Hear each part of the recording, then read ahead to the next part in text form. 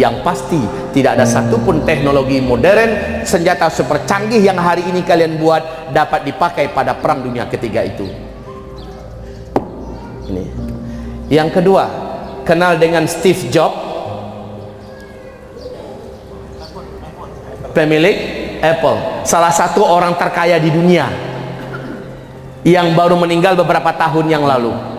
Sebelum meninggal, pernyataannya yang cukup fenomenal dan spektakuler, dan ini diterjemahkan ke berbagai bahasa dunia. Kalau di Indonesia diterbitkan 2 kali terbitan di Republika, Pak. Saya membacanya. Apa kata Steve Jobs? Setelah saya nanti tidak ada, tidak lama kemudian kalian semua, katanya, akan kembali ke zaman batu. Artinya semua teknologi yang ada, yang kita nikmati hari ini tidak bisa lagi dipakai tidak lama setelah saya tidak ada. Steve Jobs. Kalau orang itu mencari ketenaran, mereka sudah super tenar. Kalau mencari kekayaan, mereka sudah orang-orang kaya. Mereka para ilmuwan, para saintis yang jujur. Tapi dari mana mereka dapatkan sumber ini? Mereka belajar, Pak. Mereka itu orang-orang ilmiah, orang saintis. Jika meteor memang menghantam bumi dan 2013 ke atas bumi memasuki arus sungai meteor, maka peluang kita ini dihantam oleh meteor itu sangat besar. Oh, namanya juga ibarat mobil, Pak. Jalur mobil itu padat dan kecepatannya laju. Kita melintas, Pak. Ada peluang nggak kita itu akan kena hantam? Selalu ada. Dan peluang itu akan menjadikan teknologi ini musnah. Ceritanya gimana? Pembahasan ilmiahnya begini.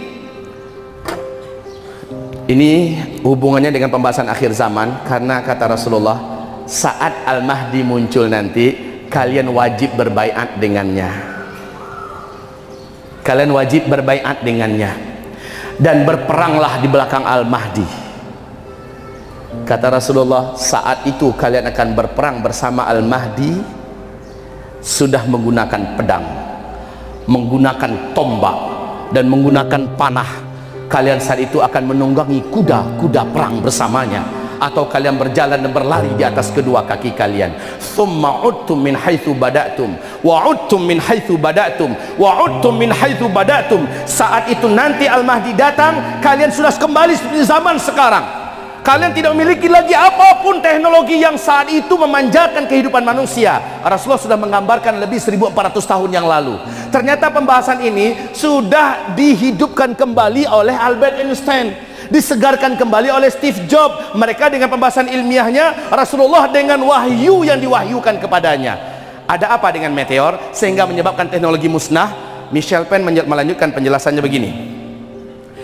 Di dalam meteor itu, Pak, semoga ada guru-guru fisika di sini. Di dalam meteor itu mengandung siderid. Siderid ini adalah kandungan zat besi, ya, siderid tulisannya, ya. Siderid ini, Bapak, ini adalah besi yang paling murni dari ruang angkasa. Di dalam surah Al-Hadid Allah mengatakan besi-besi yang ada di bumi ini adalah besi-besi yang Allah datangkan dari langit. Dan nanti besi yang datang dari langit di akhir zaman akan berdampak kepada besi-besi atau saudaranya yang sudah menetap lama di bumi. Ketika meteor ini menghantam, mana umpamanya ini meteor, ketika meteor yang kelajuan 120.000 km per jam, yang garis diameternya 2 km saja, nggak usah besar-besar amat, melaju menghantam meteor kita, maka saat dia menghantam meteor terdengarlah dentuman yang besar di langit, jedum. Satu bumi bisa mendengarkan suara itu. Kemudian dia merangsek masuk menembus lapis pertahanan atmosfer bumi kita. Ketika dia merangsek seperti itu, dia terbakar dan bergetar, betul kan? Terbakar menimbulkan asap yang sangat tebal.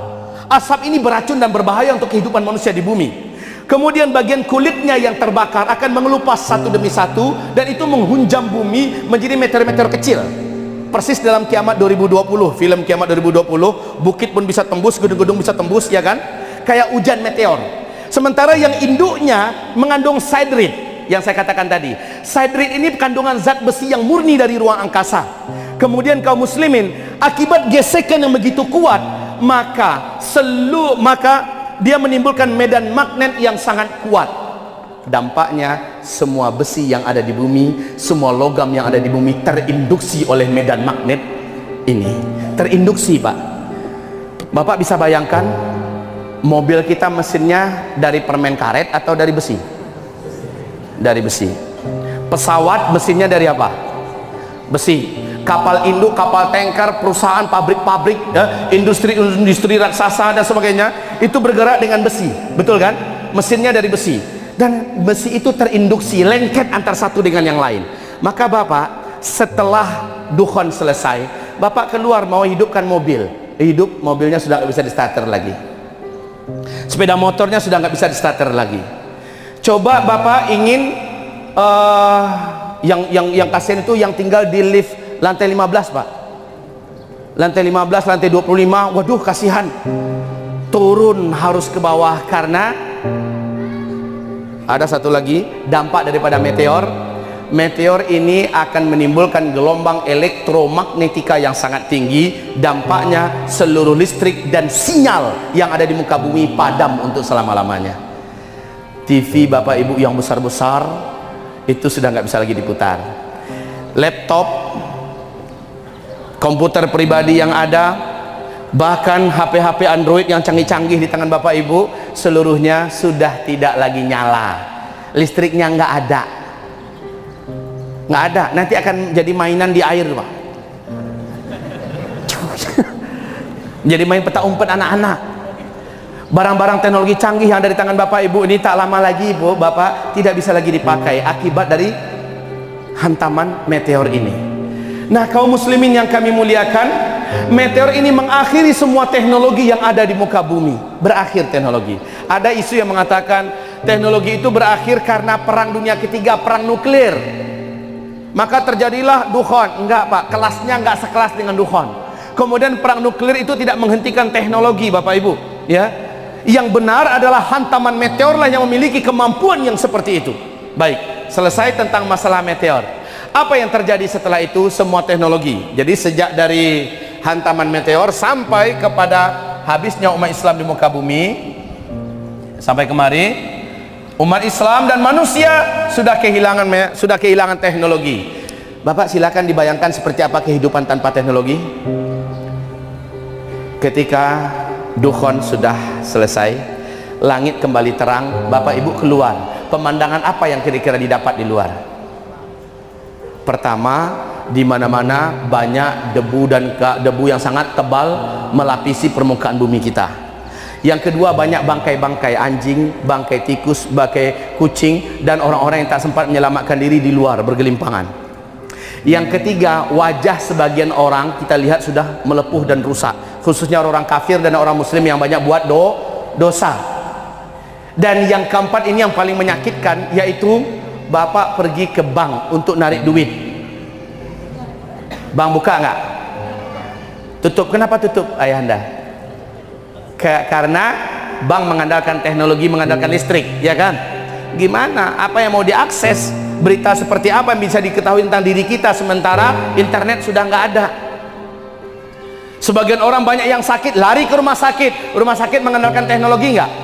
Iya, rumah sakit juga pada tutup. La haula wala quwata illa billah. Yang punya duit coba ke ATM. Berakhir sudah angka-angka miliaran sekian ratus juta. Waduh, tinggal angka-angka dan kenang-kenangan. Banyak yang akhirnya kecewa berat, putus asa, bahkan ada yang bersikap ingin mengakhiri hidup. Yang paling menyedihkan itu adalah orang-orang yang tinggal di kota-kota besar yang mengandalkan semuanya dengan teknologi. Air keran yang menyalurkan air ke rumah-rumah kita dengan teknologi enggak? Dengan teknologi. Ketika teknologinya musnah, kebayang nggak seperti apa air untuk di rumah kita? Maka salah satu persiapan akhir zaman kita nanti, salah satu yang saya anjurkan adalah setiap rumah dianjurkan sekarang mulai hidupkan kembali sumur manual dari sekarang. Toh nanti sumur manual itu tak perlu oleh kita ketika kita putus air apa segala macamnya, kan bisa nimba air kita kan.